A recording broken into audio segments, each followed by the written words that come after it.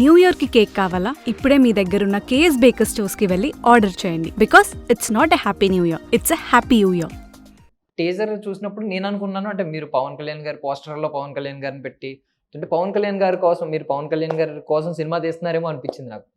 అంటే ఎండింగ్లో ఒక డైలాగ్ ఉంది టీజర్లో అనుకుంటా, అదే గెలిస్తే ఓడిపోతే సాయం చేస్తాను, గెలిస్తే సంథింగ్ ఒక డైలాగ్ ఉంది కదా, అది పవన్ కళ్యాణ్ గారి మేనిఫెస్టో ఆ టైంలో కూడా చూసాం మేము.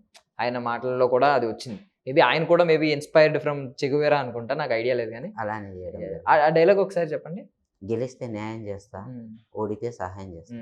ఈ డైలాగ్ మేము అంటే లాస్ట్ టైం జనసేన ఎన్నికల్లో ఎలక్షన్స్లో క్యాంపైనింగ్ టైంలో మేము చాలా చూసాం అనమాట, పోస్టర్స్లో కావచ్చు, డైలాగ్ రెగ్యులర్గా చూసాం. సో మీరు పవన్ కళ్యాణ్ గారి కోసం సినిమా తీస్తున్నారా ఏంటని అనుకున్నాం. మీరు మాట్లాడే వరకు నాకు ఇవన్నీ తెలియదు, మీరు ఎంత అభిమాని చెగువేరా గారికి అని చెప్పి. పవన్ కళ్యాణ్ గారి కోసం కాదు కానీ పవన్ కళ్యాణ్ సార్ కూడా ఆయన అభిమానే కాబట్టి అలా వాడుకున్నానే అనుకోండి ఓ రకంగా. ఎందుకంటే జనాలు రావాలని కూడా ఉండొచ్చు. అవును, చెగువేరా సార్ అంటే ఇక్కడ ఎంతమందికి తెలుసు ఎంతమందికి తెలియదు. అవును, కొత్తోడు అంటే ఇంకా రాదు. అవును. ఆ విధంగా ఆయనను కూడా నేను వాడుకున్నానే అనుకోండి, అంతే, ఏం లేదు దాంట్లో. సో ఆయనది స్టార్టింగ్ కూడా టీజర్లో వాడారా, అది కొటేషన్ ఒక మంచి కొటేషన్ ఉంటుంది కదా, ఎవడికెందో బానిసలా బ్రతికే కంటే లేచి ధైర్యంగా సింహంలా చనిపోయేదో లేచి గర్జించి. అదొకసారి ట్రైలర్ వాడింది మాత్రం నీ పయనం దోచుకొని ఎదిగినది కాదు, నీ పయనం ఖూనీలు చేసి ఎదిగినది కాదు, అవును, నీ పయనం జనాలు నవ్వుకునేది కాదు, సామాన్యుడి కోసం కోట వదిలిన నీ పయనం ఓ చరిత్ర. అదే నేను పవన్ కళ్యాణ్ సార్ని ఉద్దేశించే వాడాను. ఎందుకు వాడవలసి వచ్చిందంటే చెగువేరా సార్ కానీ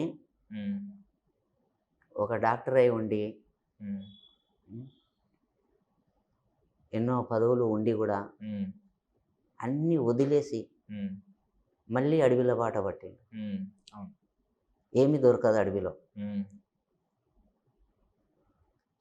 అంత స్థాయికి వెళ్ళిన వ్యక్తి ఆర్థిక శాఖ మంత్రి అంటే మొత్తం అతని చేతుల్లో ఉండి కూడా అడవిలోకి పోతే డబ్బు దొరుకుతుందా, ఆస్తి దొరుకుతుందా, సుఖం దొరుకుతుందా, భోజనం దొరుకుతుందా, ఏమీ దొరకదు.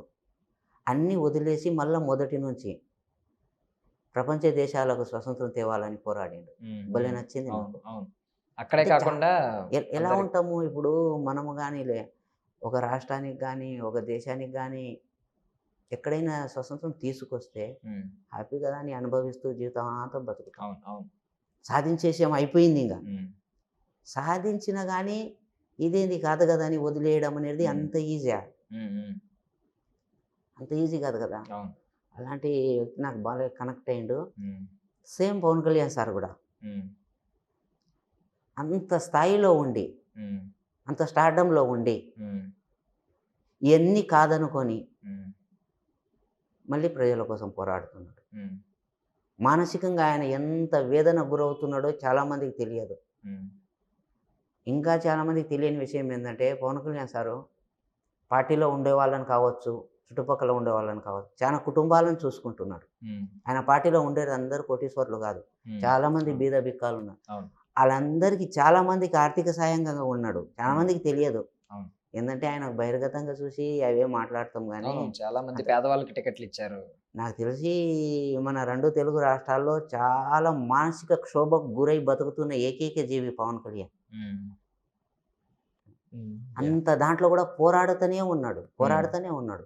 మీరు అంటే చాలా పెద్ద పవన్ కళ్యాణ్ గారి అభిమాని కూడా, అంటే ఆయన ఫిలాసఫీని ఫాలో అవుతున్నారు.